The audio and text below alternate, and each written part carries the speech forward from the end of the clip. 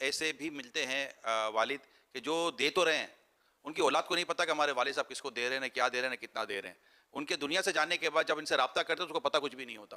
تو اگر یہ جو دے رہے ہیں رائے خدا میں، ویسے بھی سخاوت کی تعلیم دینی ہے اپنی اولاد کو، تو یہ جو دے رہے ہیں زکوٰۃ یا جس طرح دے رہے ہیں، اگر یہ اپنی اولاد کو سامنے رکھ کر ان کے ذریعے دلوائیں اور ان کو پتہ ہو کہ ہم یہ دے رہے ہیں بیٹا تم نے بھی کنٹینیو کرنا ہے، دیکھو ان لوگوں کو اس طرح کا خدمت کرنی ہے، تو ان کے دنیا سے جانے کے بعد اولاد کو پتہ ہونا چاہیے کہ ہمارے والد صاحب کن کن کو دے رہے تھے، تاکہ وہ بھی محروم نہ ہو اور اولاد بھی اس سعادت سے محروم نہ ہو. اور یہ بھی ایک اچھا پوائنٹ ہے کہ اس نیت سے اولاد کو بتاتا رہے کہ میں یوں کرتا ہوں، یہ دیتا ہوں، فلاں کو تو منتھلی دے رہا ہوں میں. تو بعد میں اولاد بھی اللہ کرے اس کو جاری رکھے، بلکہ اس کو نصیحت بھی کر کے بیٹا یہ کام تم کو بھی کرنا ہے، دنیا اور آخرت کی برکتیں ہیں.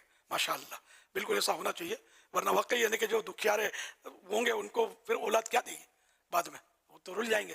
اگر انہی کے سبب یہ کھڑے تھے تو ان کو کھڑا ہی رکھنا ہے. سخاوت کی تربیت بھی ہو، ورنہ تو والد جی صاحب جی اگر پتہ بھی ہو جائے نا اولاد کو، اگر خدا نہ خواستہ اس کے دل میں سخاوت نہیں ہے تو پھر وہ باپ والد صاحب کے دنیا سے جانے کے بعد وہ پھر منہ بھی چڑھائے گا. ٹھیک ہے والد صاحب دیتے تو ضروری ہم بھی دیں گے، بے عزتی الگ کریں گے، رسوا الگ کریں گے، ان کو ڈیگریڈ الگ کریں گے. اب ہمارے والد صاحب تو نادان تھے، ان کو کیا پتا کہ تم لوگ کیا ہو کیا نہیں ہو. تو اس طرح کی پھر ایک بدتمیزی والا انداز بھی پتہ نہیں کس کس میں آ جائے. تو والد صاحب تربیت دیتے ہوئے دنیا سے جائیں گے نا کیا بات. سخاوت کی اور اللہ کی راہ میں خرچ کرنے کی، تو انشاءاللہ قبر میں وہ بھی اس کا اللہ پاک نے چاہ تو فائدہ پائیں گے.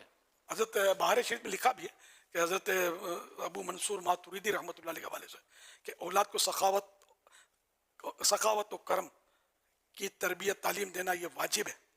تو چھوٹے بچے جو تو ان کو بھی مطلب ان کے ذریعے جیسے ان کی اپنی ذاتی مال تو دے نہیں سکتے نابالغ، تو ان کے ذریعے جیسے فقیر کو دے دیا، کسی کو تحفہ، تو بچہ بھی کھینچتا ہے اسے، یہ اتنی بڑی چیز کیوں دوں، تو اس کو یوں دینے والے دینے کی عادت دیا دیا دیا اس کو دیا، تو اس کی عادت پڑے سخاوت کی، دینا ہوتا ہے، سنبھال کے رکھنا نہیں ہوتا ہے ہر چیز کو.